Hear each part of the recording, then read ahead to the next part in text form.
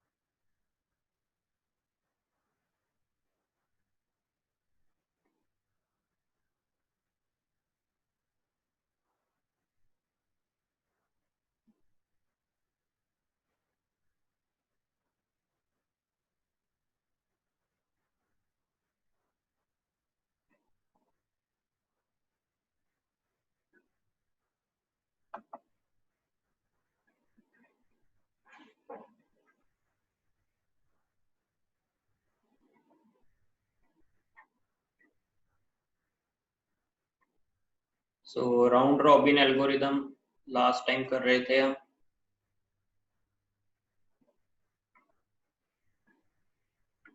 So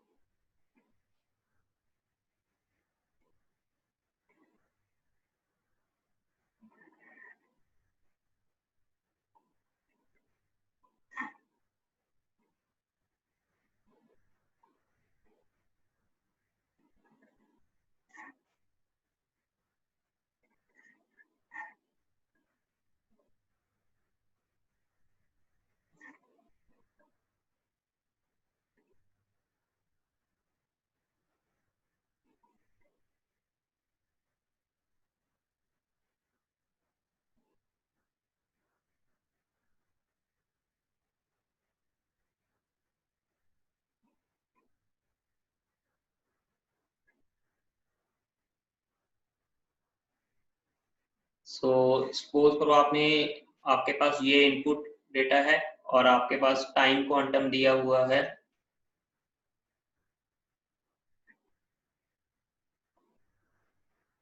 तो आपने इसके लिए सॉल्व करना है. मतलब आपने फाइंड आउट क्या करना होगा? Waiting time, turn around time and response time.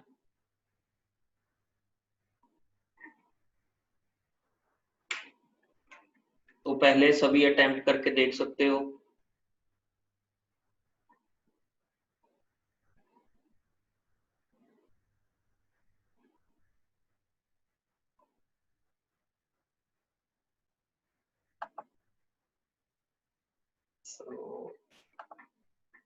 Solve करते हैं इसको.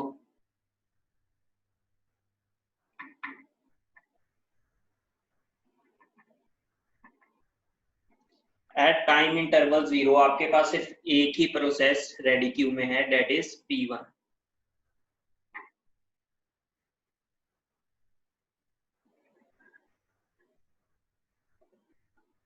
यहाँ अगर गैंट चार्ट करें, यहाँ रेडी क्यू हमने बना दी. सबसे पहले P1 आया at time unit 2.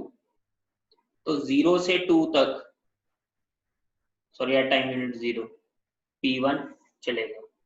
At time unit 2 आपके पास P2 आया और एट टाइम यूनिट 2 ही आपके पास P1 रनिंग स्टेट से रेडी स्टेट में आ गया. तो ये P1 हमेशा P2 के बाद में ही लगेगा क्योंकि इसका टाइम क्वांटम अभी कंप्लीट हुआ है. तो यहाँ पर 2 से 4 कौन जाएगा? P2. एट टाइम इंटरवल 3 आपके पास P3 आया और एट टाइम इंटरवल 4 P2 दोबारा आया. फिर P3 एट टाइम इंटरवल 5 आया, सॉरी P4. तो उस हिसाब से हमें देखना पड़ेगा. 4 से 6 P1,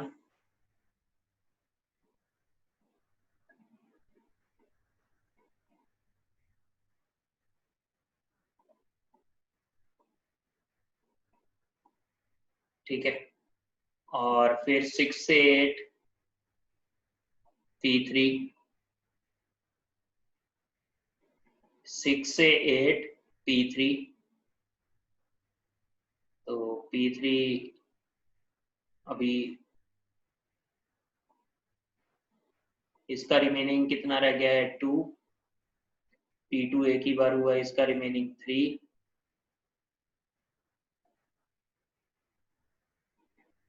ठीक है। नेक्स्ट 8 से 10 P2, यहाँ पर रेडी क्यूब बना लो,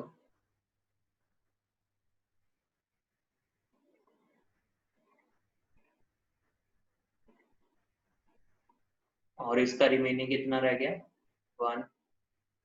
फिर 10 से 12 P4, रिमेनिंग कितना रह गया 1, क्लियर। देन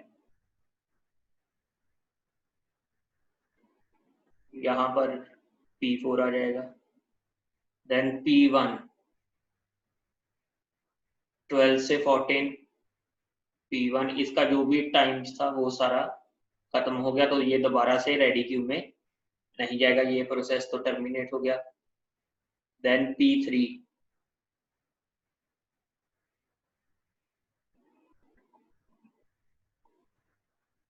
ये भी टर्मिनेट हो गया।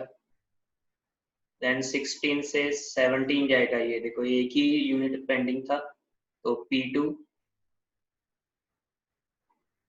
16 से 17, and then from 17 to 18 P4.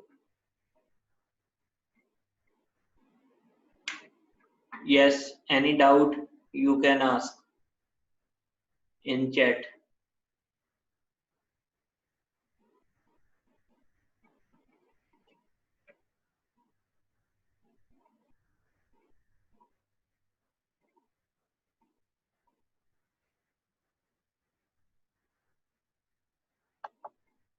Yes, any doubt you can ask in chat.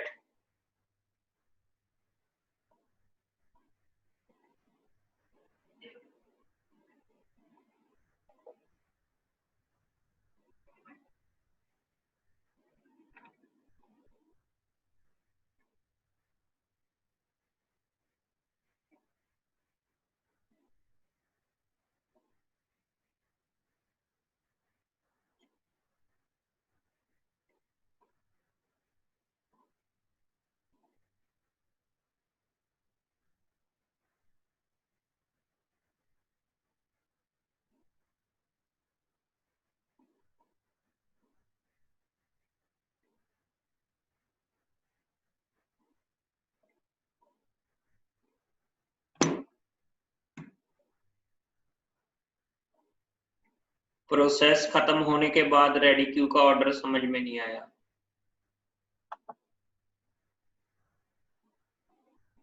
चलो मैं दोबारा एक बार इसको एक्सप्लेन करता हूँ।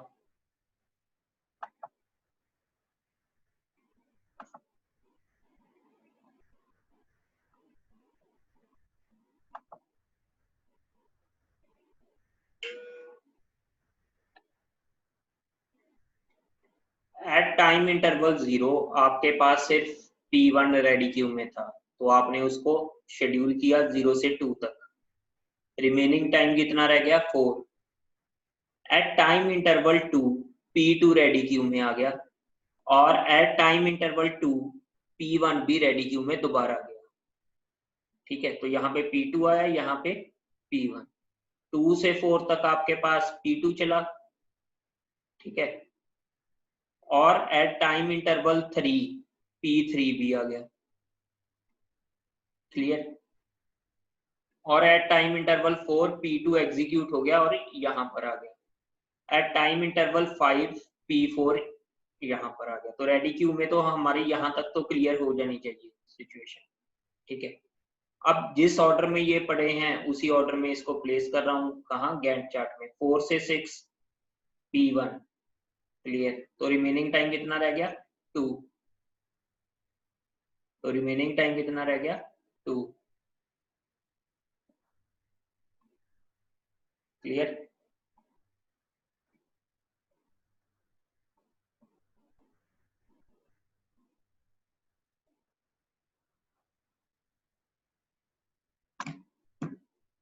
तो रिमेनिंग टाइम 2 रह गया इसका, तो 4 से 6 P1, 6 से 8 कौन सा आएगा? P3, क्योंकि रेडी क्यू में P1 के बाद यही पड़ा था। तो हमने यहाँ देखो रेडी क्यू में पॉपुलेट भी बाद में पहले P1 किया फिर P3 किया। अब P3 का रिमेनिंग टाइम कितना रह गया? 2। देन P2, 8 से 10 आपके पास P2 आएगा, तो रिमेनिंग कितना रह गया? 1। एंड 10 से 12 P4 एंड देन सो। हाँ जी, किसको किसी हाँ जी, किसी को किस स्टेप में डाउट है तो मेरे से पूछो।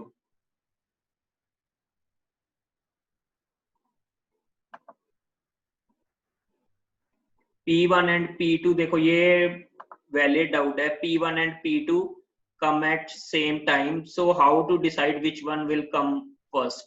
देखो जनरली तो आपको क्वेश्चन में वैसे गिवन होगा, लेकिन अगर क्वेश्चन में ये गिवन नहीं है तो आपने जनरली किया क्या है यहाँ पे कि P1 ने तो 2 पे अपना 2 तक तो ये यहाँ पर था, ठीक है, कहा रनिंग स्टेट में। अब 2 से जो भी रेडी क्यू में दोबारा आने के लिए इसको थोड़ा सा टाइम लगा होगा, चाहे वो नेग्लिजिबल टाइम हो, तो हमने इसलिए P2 को पहले रखा, P1 को बाद में रखा। समझे ना बात? कि यहाँ पर P2 को हमने पहले रखा। हमेशा अगर क्वेश्चन में नहीं गिवन तो आप हमेशा P2 को पहले रखोगे, क्योंकि ये राउंड रॉबिन एल्गोरिदम में क्या होता है कि आपका जो प्रोसेस रनिंग स्टेट में है उसके बाद वो सीधा रेडी स्टेट में जाता है और वो रेडी क्यू में लास्ट में लगता है, तो हमने इसलिए P1 को बाद में रखा। क्लियर?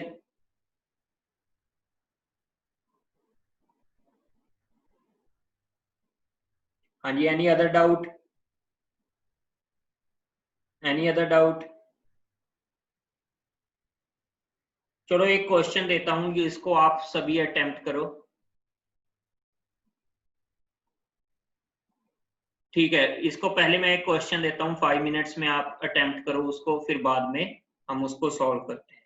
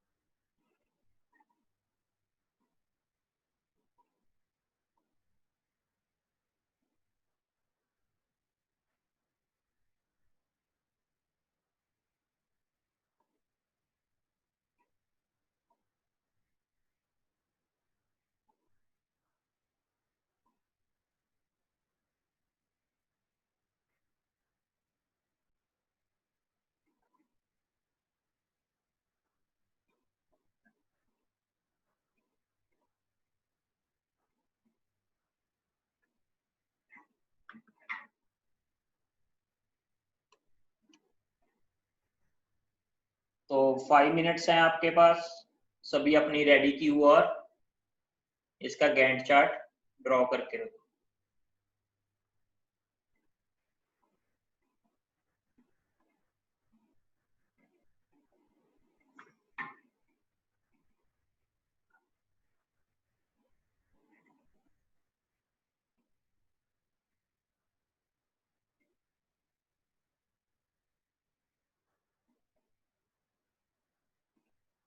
तो एक बार खुद सॉल्व करके देखो, फिर आंसर मैच करना।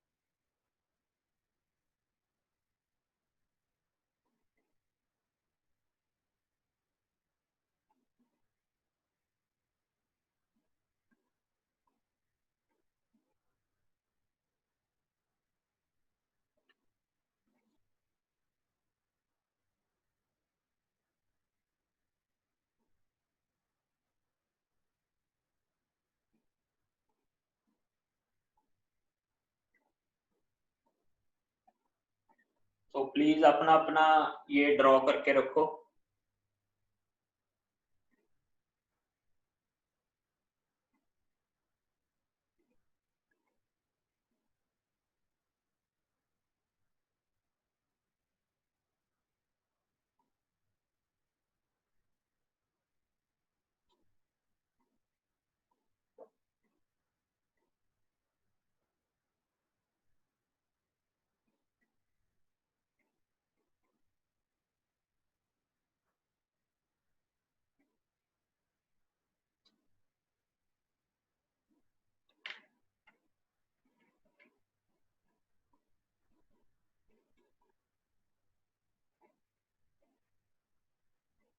So now we are going to solve this at time interval 0।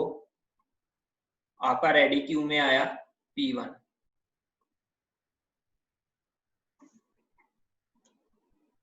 ठीक है। फ्रॉम 0 टू टाइम क्वांटम कितना है 2, P1 चलेगा और इसका रिमेनिंग टाइम कितना रह जाएगा 2। एट टाइम इंटरवल 1 आपके पास कौन आया, कौन सा process P2। At time interval 2 P1 ready queue में आ गया, ठीक है। तो 2 से 4 तक P2 जाएगा। अब P2 दोबारा से रेडी क्यू में नहीं जाएगा क्योंकि इसका बर्स्ट टाइम ओवर हो चुका है, ये मतलब एग्जीक्यूट होके टर्मिनेट हो जाएगा। एट टाइम इंटरवल 3 आपके पास P3 भी रेडी क्यू में आ गया था। एट टाइम इंटरवल 4 आपके पास P4 भी रेडी क्यू में आ गया। तो 4 से 6 तक कौन सा जाएगा P1। क्या ये दोबारा से रेडी क्यू में जाएगा, नहीं जाएगा, ठीक है। ये दोबारा से रेडी क्यू में नहीं जाएगा। अब P1 भी और ये P2 भी एग्जीक्यूट हो चुके हैं। नेक्स्ट 6 से 8 P3 जाएगा। रिमेनिंग टाइम कितना रह गया 3, तो ये रेडी क्यू में दोबारा भी जाएगा। 8 से 10 P4, रिमेनिंग टाइम कितना रह गया 1, तो ये दोबारा भी रेडी क्यू में जाएगा। 10 से 12 P3, रिमेनिंग टाइम 1, तो ये दोबारा से भी रेडी क्यू में जाएगा। 12 से 13 P4, ये इसका टाइम ओवर हो गया है, एग्जीक्यूट हो गया है, ये दोबारा से नहीं जाएगा। फिर 13 से 14 P3, ये भी एग्जीक्यूट। तो इस तरह से ये आपका आ गया। तो इसमें गैंट चार्ट में किसी को कोई डिफिकल्टी हो, please you can ask in chat.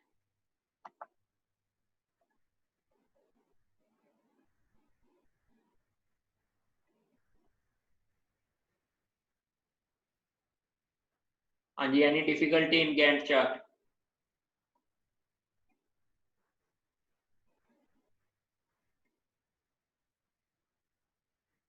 सो इसका हम अभी बस वो टर्न अराउंड टाइम वगैरह कैलकुलेट करते हैं, फिर एक क्वेश्चन और देता हूँ थोड़ा सा इससे अलग होगा, आप फिर उसको सॉल्व करना।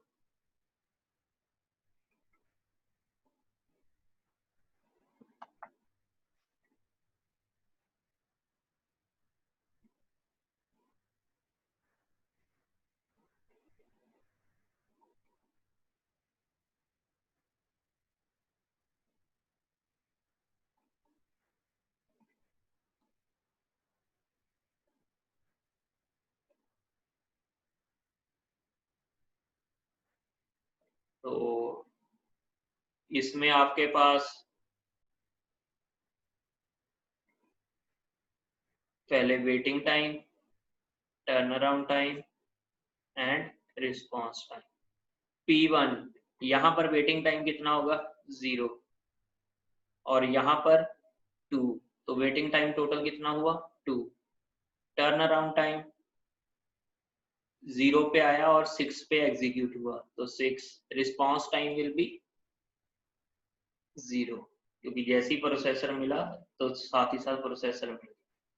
नेक्स्ट P2 अराइव हुआ 1 पे, यहाँ पर 1 यूनिट ऑफ उसको वेटिंग टाइम लगा, और टर्न अराउंड टाइम 3 और रिस्पॉन्स टाइम 1।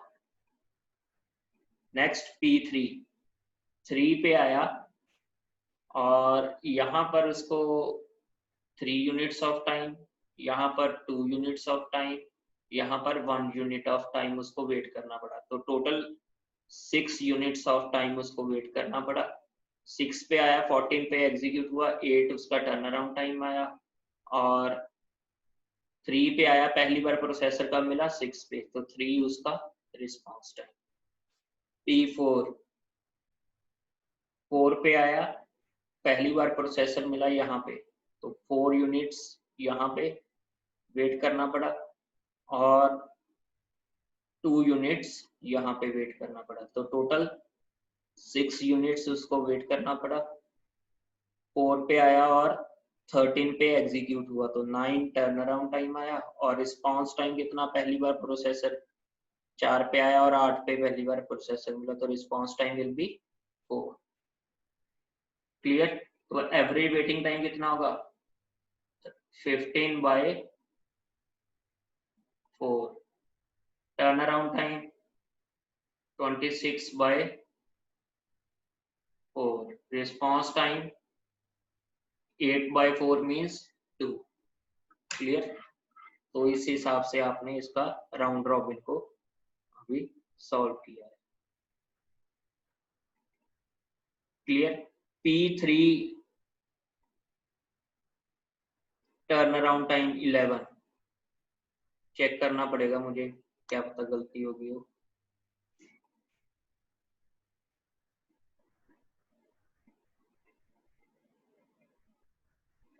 P3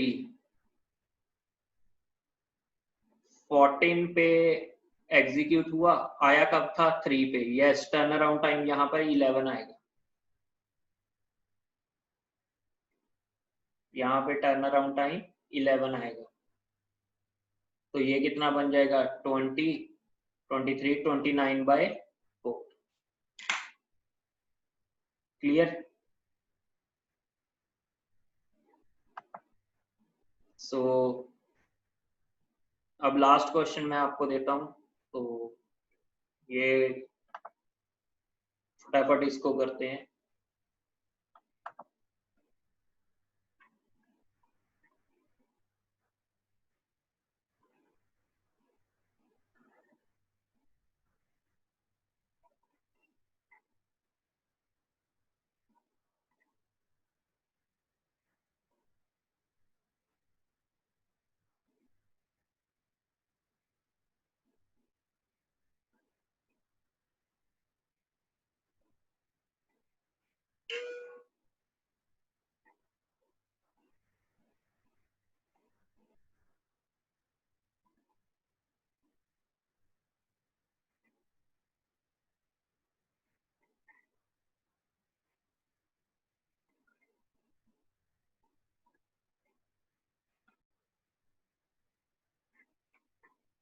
इसके लिए आपने अभी करना है, टाइम क्वांटम कितना है 2 यूनिट्स,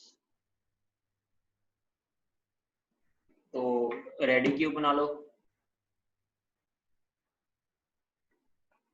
और यहाँ पे Gantt chart at time interval 0 P1 आया था, तो 0 से 2 तक P1 चला, तो एट टाइम इंटरवल 1 आपके पास 1.001 P2 आ चुका है, और एट टाइम इंटरवल 2 दोबारा से P1 आया, एट टाइम इंटरवल 2.001 P3 आ चुका है। ठीक है, तो इसका रिमेनिंग टाइम कितना रह गया 6। तो P1 नेक्स्ट इज P2, 2 से 4 तक P2 चलेगा। नेक्स्ट 4 से 6 तक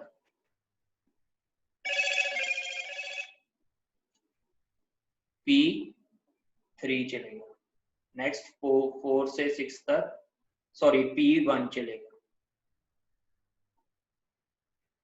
ठीक है, तो ये भी एग्जीक्यूट हो गया और ये भी एग्जीक्यूट हो गया, तो यहाँ पर P2 P1। तो नेक्स्ट 6 से 8 P3, तो P1 का तो रिमेनिंग इतना रह गया यहाँ 8। फिर P3 भी एग्जीक्यूट हो गया, P2, अब P2 8 से 10,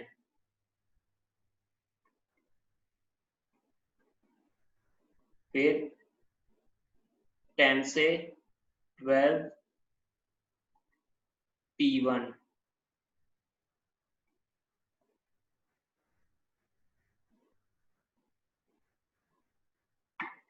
ट्वेल्व से 14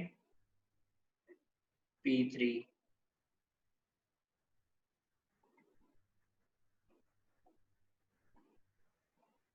फिर 14 से 16 P2, ये टर्मिनेट हो गया।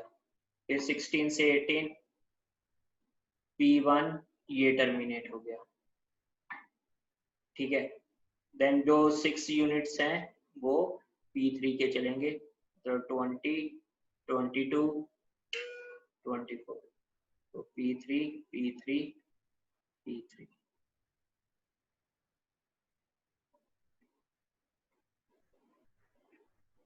Clear?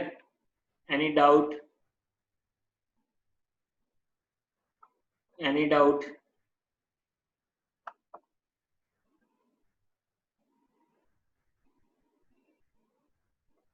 yes, anybody has doubt? तो कोई डाउट नहीं। सो ये हमारे राउंड रॉबिन एल्गोरिदम हो गया। तो अब कुछ प्रैक्टिस क्वेश्चंस हैं, जितने हो पाएंगे हम यहाँ पे करेंगे, बाकी आपको मैं आपके सीआर को मेल कर दूंगा, तो आप ट्राई करना। तो now we should go for the practice questions.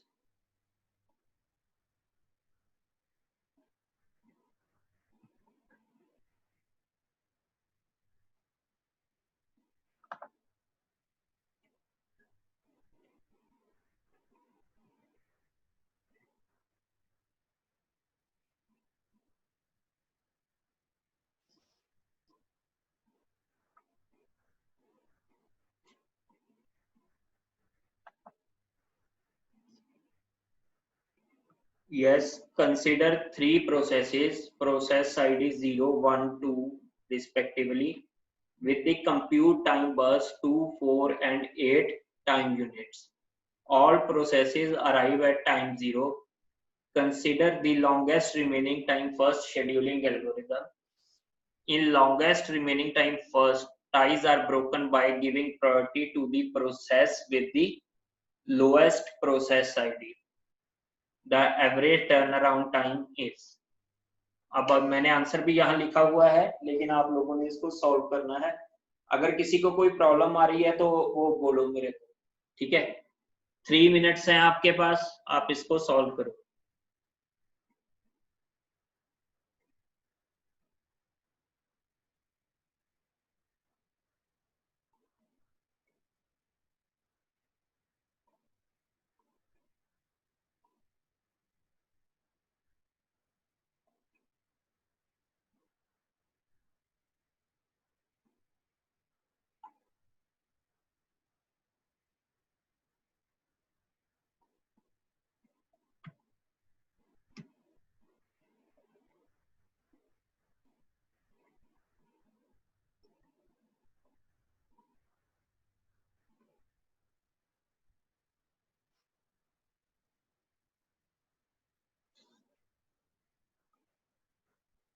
तो इसको सॉल्व करते हैं। आपके पास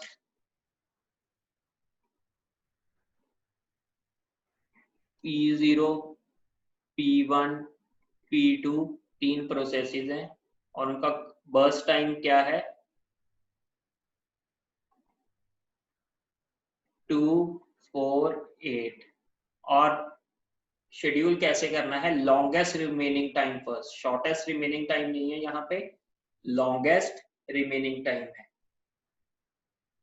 तो सबसे पहले तो देखो यहाँ से यही पता लगता है कि P2 प्रोसेस आप करोगे 0 से 4 तक, कौन सा प्रोसेस जाएगा P2। ठीक है, अब P1 और P2 का क्या हो गया है, रिमेनिंग टाइम सेम आ गया है। जब सेम है तो ties are broken by giving the priority to the process with lowest process ID. तो 4 से 5 तक आपका कौन सा जाएगा,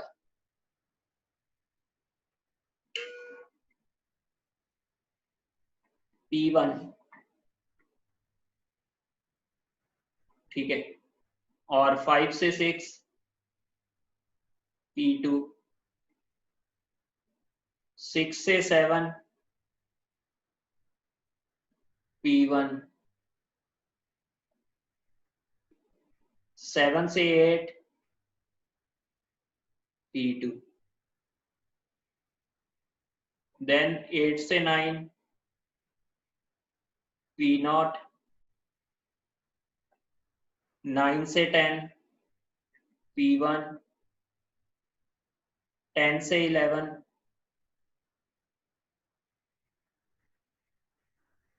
P2। अब रिमेनिंग टाइम सभी का 1 1।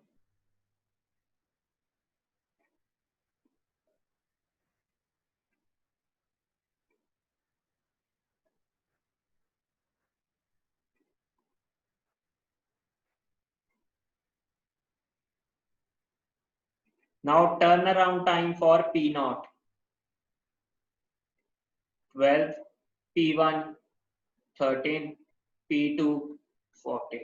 So average कितना होगा 12 plus 13 plus 14 divided by 3, that means 39 divided by 3, that is 13 units। हाँ जी, any doubt, any doubt?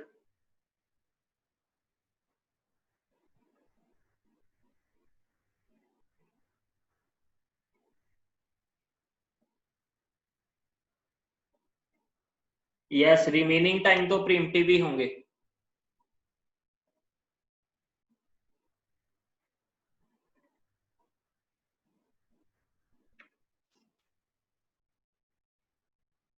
Wait a minute, ये रहा विगेंट चार्ट। देखो 0 से 4 तक तो P2 जाएगा क्योंकि लॉन्गेस्ट रिमेनिंग टाइम P2 का ही था, 8 था, फिर यहाँ पर कितना आ गया 4। तो 4 और 4 जब सेम हुए तो टाई कैसे ब्रेक करोगे, किस प्रोसेस को प्रायोरिटी देनी है, लोएस्ट प्रोसेस आईडी को। तो ये यहाँ 4 से 5 तक मैंने P1 को किया।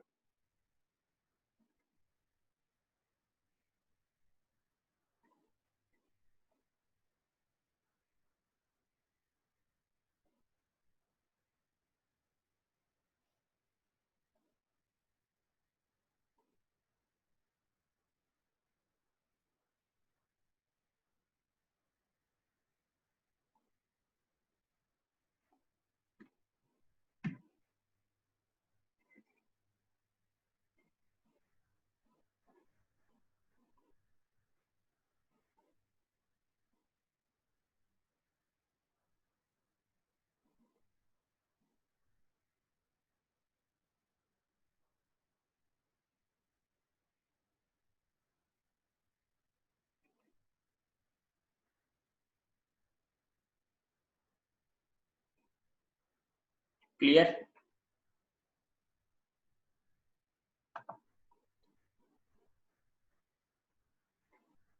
सो द नेक्स्ट क्वेश्चन, ये हमने पहले कर चुके हैं ये वाला, जब मल्टीटास्किंग वाले में किया था। आप इसको करने के लिए देखो, मैं आपको गैल्विन की डेफिनेशन बोलता हूँ, वेटिंग टाइम और टर्न अराउंड टाइम की। तो आपने इसमें वेटिंग टाइम और टर्न अराउंड टाइम उस हिसाब से कैलकुलेट करना है। मैं अभी आपको गैल्विन की डेफिनेशन बता रहा हूँ। देखो, टर्न अराउंड टाइम में गैल्विन की डेफिनेशन है, from the point of view of a particular process, the important criterion is how long it takes to execute that process. The interval from the time of submission of a process to the time of completion is called turnaround time. Turnaround time is the sum of the periods spent waiting to get into memory, waiting in the ready queue, executing on the CPU and doing input output. मतलब turn around time क्या है, input output का भी साथ ही में है, ready queue में waiting का भी है, एग्जीक्यूशन टाइम भी है, तो वो तो टर्न अराउंड टाइम हो गया। वेटिंग टाइम की डेफिनेशन देखो क्या है, the CPU scheduling algorithm does not affect the amount of time during which a process execute और डज इनपुट आउटपुट। जो टाइम प्रोसेस एग्जीक्यूशन और इनपुट आउटपुट टाइम में बिताएगा उसको वो वेटिंग टाइम में नहीं मानेगा। It affects only the amount of time that a process spends waiting in the ready queue। मतलब जो टाइम रेडी क्यू में वो बिताएगा उसी को ही वो वेटिंग टाइम मानेगा। तो इस क्वेश्चन में ये 10.6 वाला तो हमने कर ही लिया था पहले, लेकिन आपने ये बताना है कि वेटिंग टाइम कितना है, एवरेज वेटिंग टाइम और एवरेज टर्न अराउंड टाइम कितना है तीनों प्रोसेसेस के लिए। ठीक है।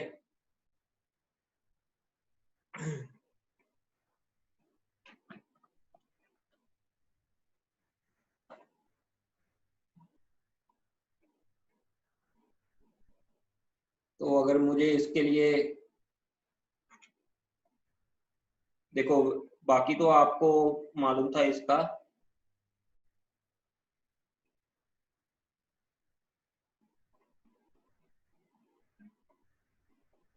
जीरो से 2 तक आपका आइडल, 2 से 9 तक P1, ठीक है, 9 से 23 तक P2 एंड 23 से 44 तक P3। हमने ये पहले कर चुके हैं ना, तो मैं इसलिए इसको सीधा वही बना रहा हूँ 47। बाकी इनपुट आउटपुट में वो गया।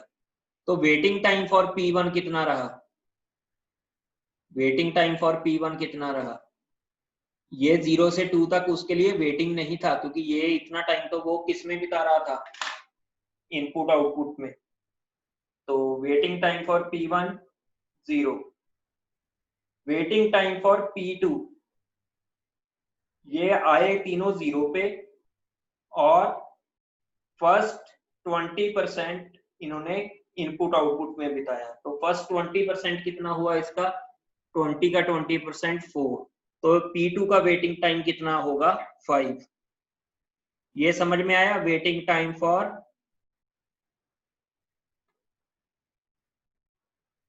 हाँ जी, ये किसको समझ में आया या नहीं आया, waiting time for P2 will be equal to 5। क्यों, क्योंकि 0 से 4 तक वो कहां पर वेट कर रहा होगा, in the input output execution. तो 4 से 9 तक ही वो रेडी क्यू में वेट कर रहा था। ये क्लियर है।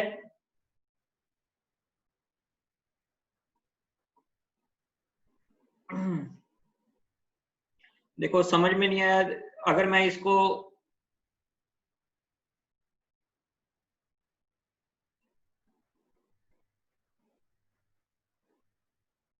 पूरा गैंट चार्ट, चंदन ये पहले बना चुके हैं हम, मल्टीटास्किंग ये सेम न्यूमेरिकल के लिए कर चुके हैं।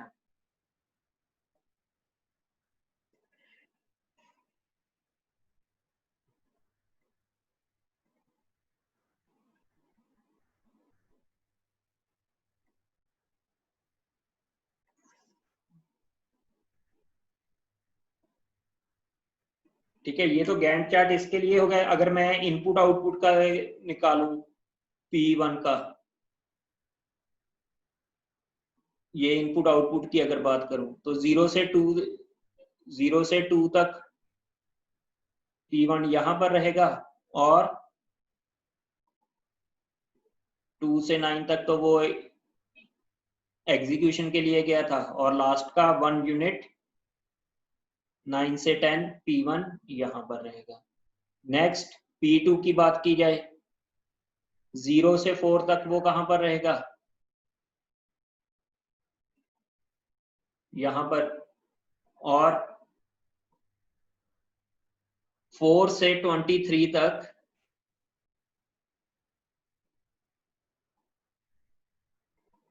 वो आइडल स्टेट में। देन जो लास्ट का 10% है, मतलब लास्ट के 2 यूनिट्स 23 से 25 तक वो यहां पर बिताएगा। P3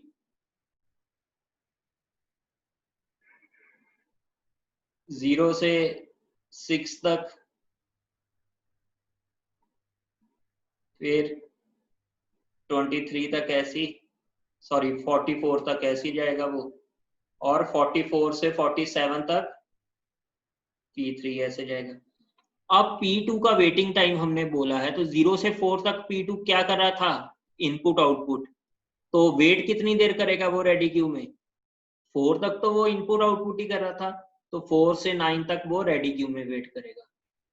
ऐसी P3 0 से 6 तक तो वो इनपुट आउटपुट में कर रहा था, तो 6 से 23 तक वो रेडी क्यू में वेट करेगा। तो waiting time for P3 will be 23 minus 6, that is 17। Clear? Galvin के हिसाब से आप अगर बुक की डेफिनेशन पढ़ोगे तो ये आपको मिलेगा। क्लियर है ये?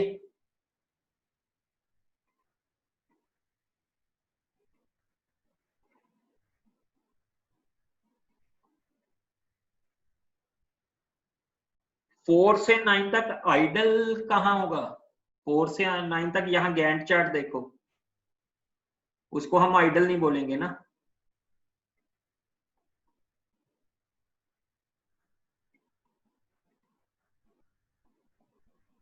4 से 9 तक वो इसको आइडल नहीं बोलेंगे। इनपुट आउटपुट कर लिया तो फिर वो कहाँ चला गया, रेडी क्यू में। आइडल तो नहीं बोलेंगे, आइडल तो यहाँ पर होता है ना कि अगर कोई प्रोसेसर आइडल होगा। प्रोसेस आइडल कैसे हो जाएगा, प्रोसेस तो आइडल ही नहीं होगा। यहाँ पर कौन सा प्रोसेस तब एग्जीक्यूट कर रहा था, P1, तो P2 क्या करेगा, उतनी देर वेट करेगा। Clear? Yes, any other doubt? तो क्योंकि ये उस टाइम पर किसी ने डाउट पूछा था ना कि ये वाला फॉर्मूला हमेशा सही क्यों नहीं होता। कई केसेस ऐसे आ सकते हैं आपको कि जिसमें कि turn around time is equal to waiting time plus burst time. तो ये जनरली ये फॉर्मूला सही होता है, लेकिन इस कैटेगरी में ये वाला सही नहीं हो पाएगा। क्लियर? तो इसका टर्न अराउंड टाइम कितना होगा, P1 का कितना होगा turn around time? Yes, anybody? P1 का टर्न अराउंड टाइम कितना होगा? P1 का टर्न अराउंड टाइम 10 होगा। 0 पे आया और 10 पे एग्जीक्यूट हुआ, 0 पे आया और 10 पे एग्जीक्यूट हुआ। P2 0 पे आया और 25 पे एग्जीक्यूट हुआ। P3 0 पे आया और 47 पे एग्जीक्यूट हुआ। यहाँ पर आप ये नहीं कह सकते कि 44 पे एग्जीक्यूट हो गया पूरा। जब तक वो उसकी इनपुट आउटपुट पूरी नहीं होती तब तक उसका वो टर्न अराउंड टाइम कंप्लीट नहीं माना जाएगा। क्लियर? जो गैल्विन की बुक बोल रही है आप।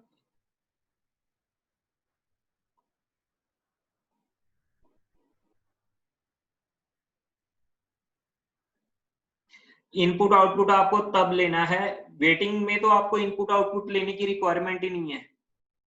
वेटिंग टाइम में कभी भी इनपुट आउटपुट आपका इंक्लूड नहीं होगा, टर्न अराउंड टाइम में होगा।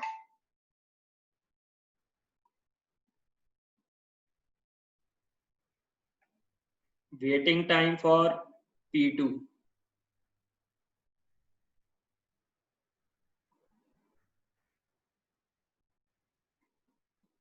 वेटिंग टाइम फॉर P2 कितना होगा?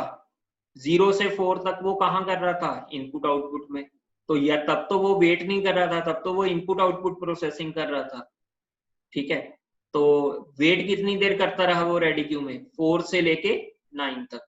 तो that means 5 units of time वो उसने वेट किया।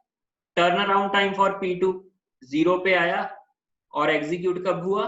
25 पे। तो turn around time will be 25। Input output को टर्न अराउंड टाइम में तो आप ऐड कर सकते हो, लेकिन वेटिंग में नहीं कर सकते। ठीक है, सो